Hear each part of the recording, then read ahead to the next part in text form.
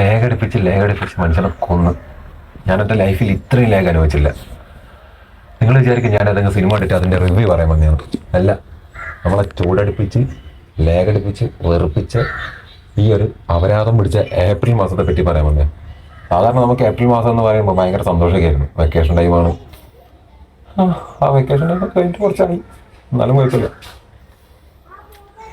അപ്പോൾ ഈ ചൂട്ടിലിട്ട് നമ്മളെ വറുത്തെടുത്ത് അത് പോരാണ്ട് ഈ മാസം അങ്ങ് തീരാനാണെങ്കിലോ ഒരുപാട് സമയം എടുത്ത പോലെയായി. സാധാരണ കണ്ണു പൂട്ടി തുറക്കുമ്പോഴേക്കും ഇപ്പം അല്ലേ ജനുവരി തൊട്ട് മാർച്ച് വരെ ഇങ്ങനെ കണ്ണു പൂട്ടി തുറക്കുമ്പോഴേക്കും പോയി. പക്ഷേ ഈ ഏപ്രിൽ മാസം ഭയങ്കര സ്ലോ ആയിരുന്നു. ഉത്സവമൊക്കെ എങ്ങനെ പോയോ എന്തോ ഒരു രക്ഷയോ ഒരു പിടുത്തമില്ല.